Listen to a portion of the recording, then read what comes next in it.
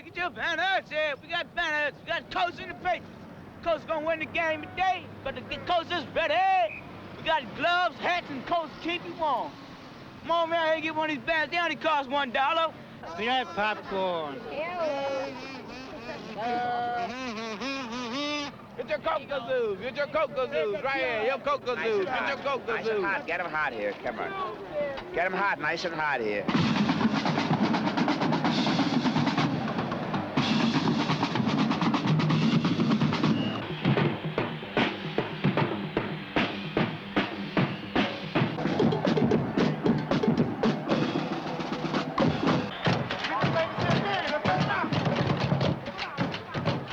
Well, good afternoon, everybody, and welcome to Baltimore Colt football. This is Chuck Thompson along with Vince Bagley at Memorial Stadium in Baltimore, and this is the Sunday. This is the day that will make or break the Baltimore Colts year. The Cinderella team of the National Football League can win their first championship if they defeat this afternoon the New England Patriots. It will mark perhaps the most brilliant, the most overwhelming kind of a turnaround in the history of the National Football League, and all who are here in the stadium this afternoon are certain of one thing. They're certain that their Baltimore Colts can beat the New England Patriots and become the championship team. Hey, listen, men, two things now. Damn, we're physical, and every play's a big play. Victory's ours. Waiting for Jones' takeaway. He rolls to his right naked and now looks, fires downfield. Caught by Chester at the 15. Chester to the 5. Chester scores.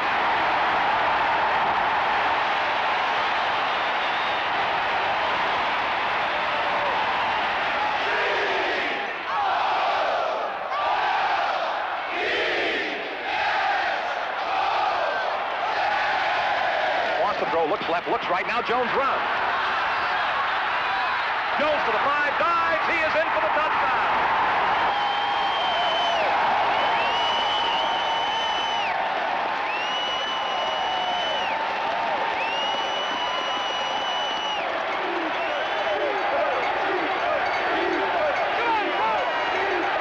Grogan fakes back to the 5, sets the throw, fires upfield, intercepted, and down the near sideline, Muncie to the 5. Muncie is in for the touchdown. Whoa. Well, this is what it's all about in Baltimore. This is a football team that has stunned the football world with a brilliant, absolutely at times unbelievable reversal in form from a year ago. And the Baltimore Colts have done what they had to do. They defeated the New England Patriots to win the Eastern Division Championship. We played in a mess, but we sure enough passed the test. We're the champs. What do you think, Buster? The Eastern Division Championship is all in the past. But when we arrive in Pittsburgh, we'll be cooking with gas. There's no question there's a lot at stake, but our oven is set to shake and bake. All right. Okay. Listen, we have a lot to be thankful for now. Stan, lead us in prayer. Let's go. Let's say a prayer.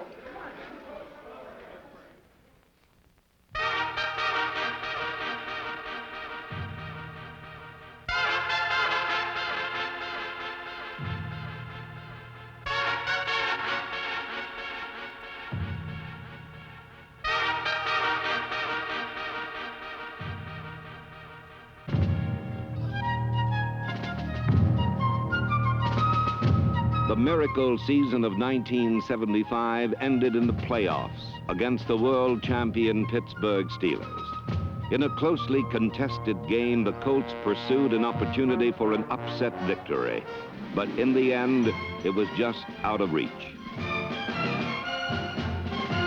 Yet this game was no more than a punctuation mark, a period marking the conclusion of an utterly implausible tale. One that ended in the final race to the Super Bowl, but began with a walk down the long, dark corridors of defeat. The fans of the Baltimore Colts were raised on victory, and their old heroes are never forgotten. Gino Marchetti, Art Donovan, Tom Matty, Lenny Moore.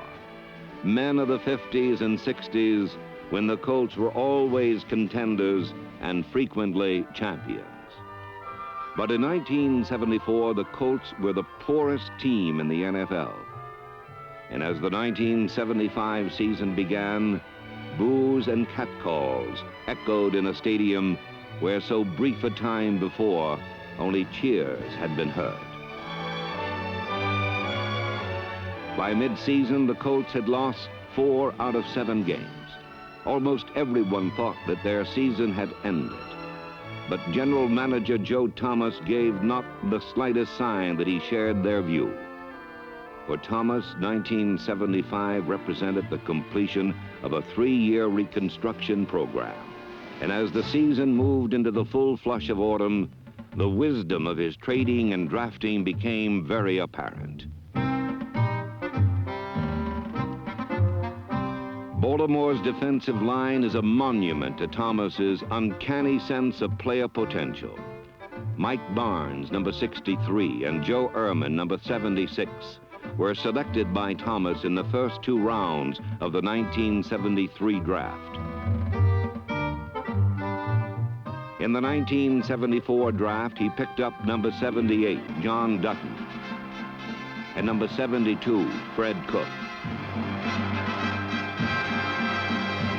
In just their second year as a unit, the front 4 sacked the quarterback more times than any team in the NFL.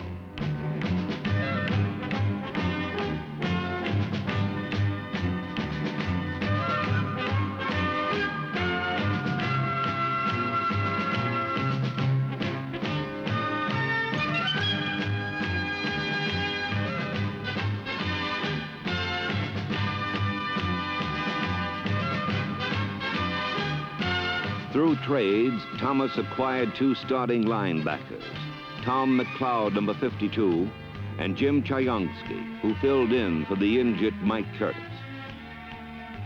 To bolster the defensive backfield, Thomas went to the waiver list and picked up Lloyd Mumford, number 42, and free safety Jackie Wallace, number 20.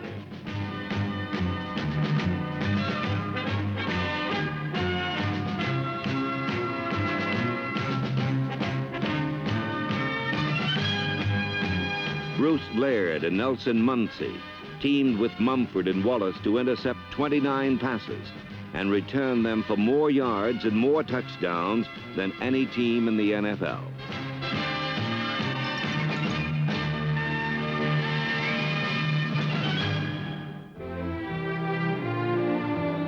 In 1973, when John Unitas was sold to San Diego, the sun finally set on the golden age of Colt football.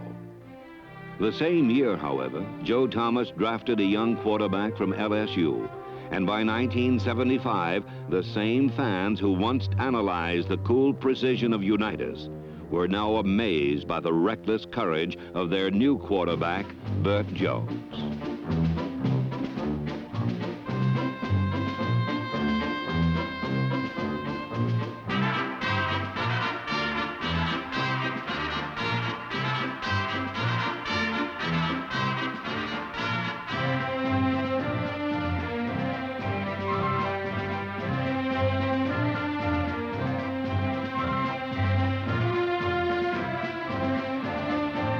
Jones played with pain, with broken ribs, with a sore arm. Hardly a week went by without some mishap. Yet Jones always returned and always provided inspiration.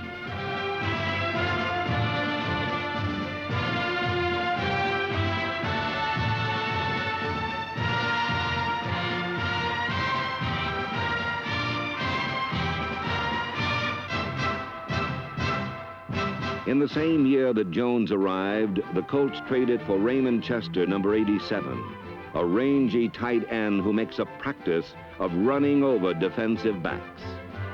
Also in 1973, Thomas drafted Bill Olds, number 38, a running back who added scope and depth to the passing attack.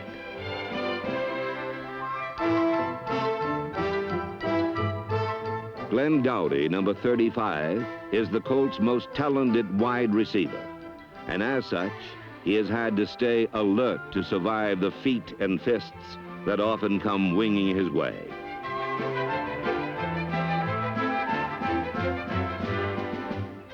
To relieve the pressure on the beleaguered Dowdy, Thomas drafted number 81, Roger Carr, a sprinter with a gift of grab.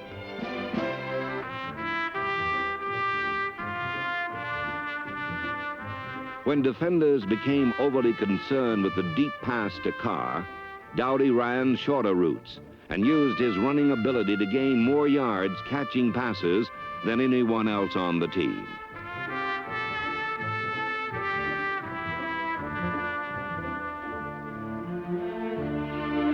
When Joe Thomas acquired number 75, All-Pro offensive tackle George Coons, his rebuilding program was complete. In 3 years, he had brought in 37 new players. And now in 1975, the team was ready to rise out of the cellar. To direct the ascent, Thomas and Colt owner Robert Irsay hired Ted Marchibroda as head coach. As a quarterback for the Pittsburgh Steelers in the 1950s, Marchibroda was a man accustomed to hardship and not easily dejected. He extracted energy and encouragement from apparent defeat, and as the first half of the season ended, the seeds of the coming renaissance were evident, not only to Ted Marchibroda and Joe Thomas, but to nearly every opponent as well. We knew they were improved. We knew last year, I think most of our guys felt that they may be the most improved team in the conference coming into this year. I know Coach Saban has said it a few times, and we knew they're always tough on us. Every time we play them here, we got to get out of here in a hurry, and this year is no exception, and they're definitely a tough football team. All they have to do is win a few, and they'll be gone. After 4 consecutive losses, the Colts earned victories over New York and Cleveland. And on November 9th, they traveled to Buffalo, seeking their 3rd win in a row. The Bills had the highest scoring team in the NFL and quickly added to their impressive statistics. In the first half, O.J. Simpson rammed 3 quick scores down Baltimore's throat. But as it turned out, it was just the tonic the Colts needed. With the Bills resting comfortably on a 28-7 lead and relaxing as though the game were already won, the Colts suddenly exploded and produced the most astounding comeback of the season. Baltimore went on to roll up 35 points, scoring touchdowns from insulting distances.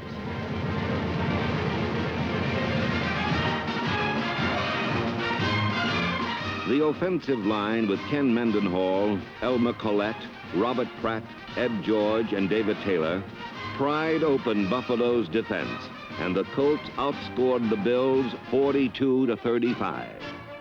Out of this inspiring victory came the firm shape of a once shapeless team, a team that had known great discouragement and now swift revival.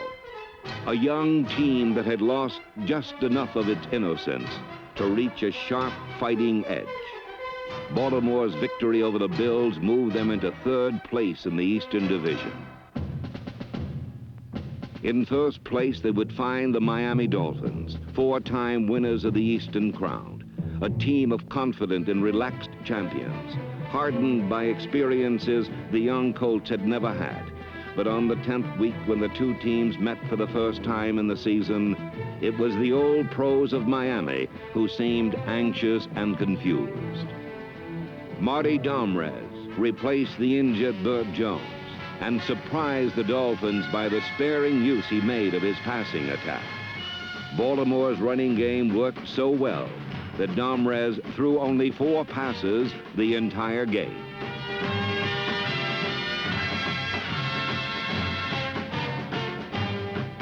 Don McCauley, number 23, and Roosevelt Leaks, number 48, dominated the 3rd quarter. And in the 4th quarter, the Colts battered the Dolphins with an 80-yard drive that ended with Lydell Mitchell gliding the last 32 yards for a touchdown.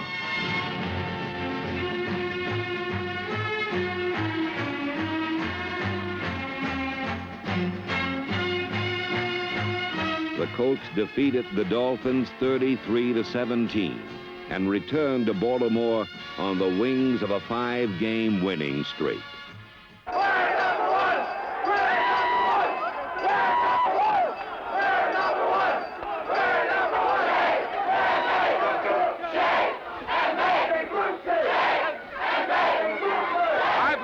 so proud of my whole life to be connected with the Baltimore Colts.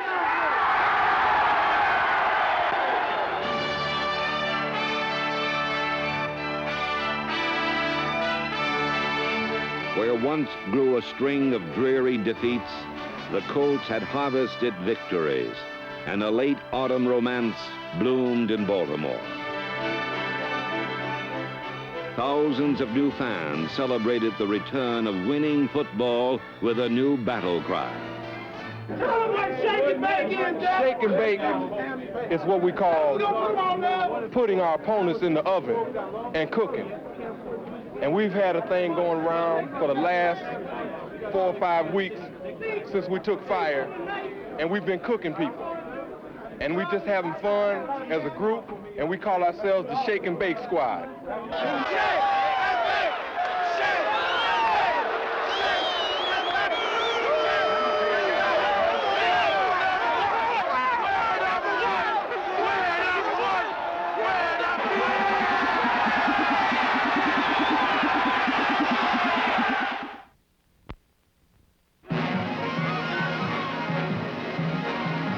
On Thanksgiving weekend, the Shake and Bake Squad burned the Kansas City Chiefs 28-14 as Lydell Mitchell rushed for 178 yards. Baltimore's defense swallowed up the Chiefs like a holiday turkey. Quarterback Len Dawson was sacked 7 times and spent most of the afternoon lying in the dirt of Memorial Stadium, weighted down with problems that proved finally to be beyond solution. Kansas City was cooked.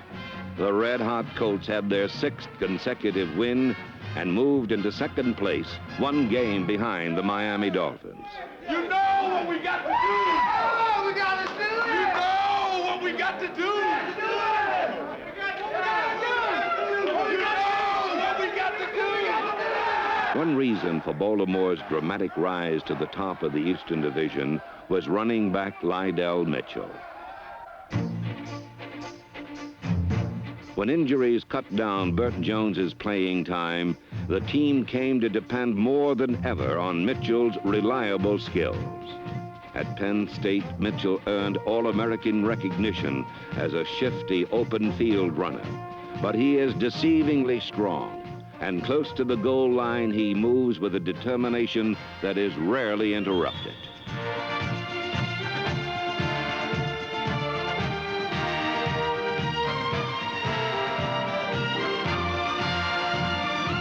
Mitchell led the team in scoring, led the AFC in pass receiving, and only O.J. Simpson and Franco Harris gained more yards rushing.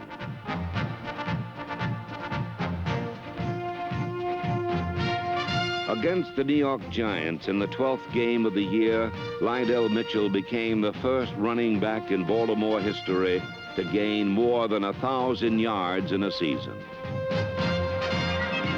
Mitchell's touchdown was the first of 3 as the Colts trampled the Giants 21-0.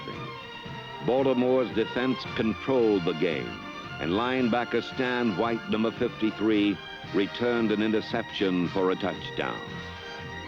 It was the Colts' 7th consecutive victory, and like the fabled little engine that could, they were pulling mightily toward the top of the mountain. At the summit, they would meet the Miami Dolphins, but this time they would be playing in Baltimore with first place in the Eastern Division at stake. A victory over the Dolphins, coupled with a win the final week against the Patriots, would give the Colts the division title and put a crown on the most incredible comeback in NFL history.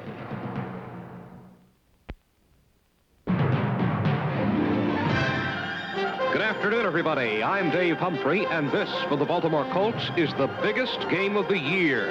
A classic confrontation between the streaking Colts and Don Shula's Miami Dolphins. This is the game that in all likelihood will decide the AFC Eastern Division Championship.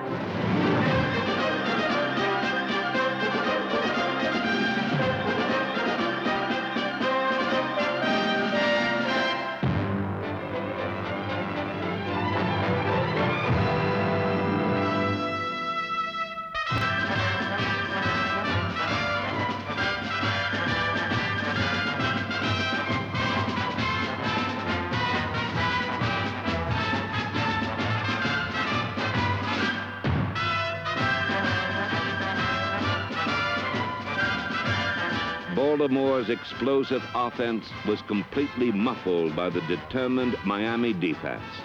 And when Mercury Morris scored the game's only touchdown late in the third quarter, the Dolphins were confident of victory.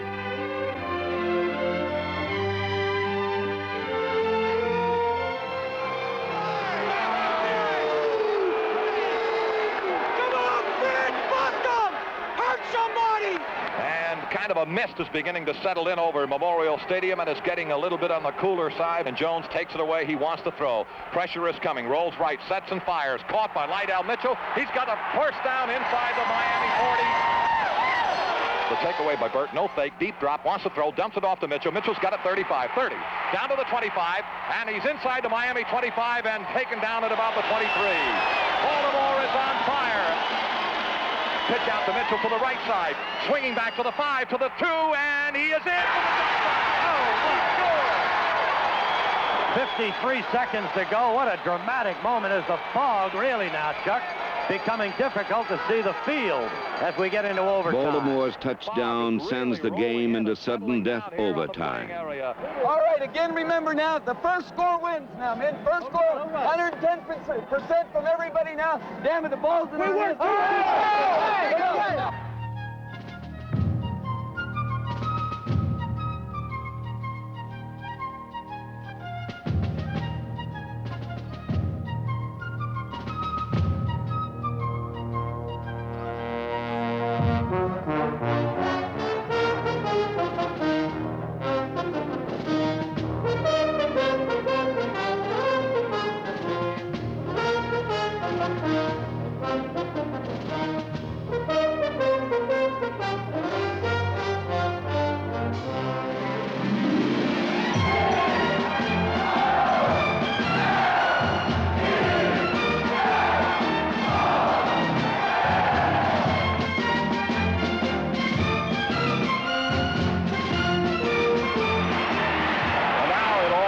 The shoulders of a guy by the name of Tony Linhart. There it is, spot, kick, it's in the air. I'll wait for the official. He did it! I don't have to tell you, Linhart has won the game!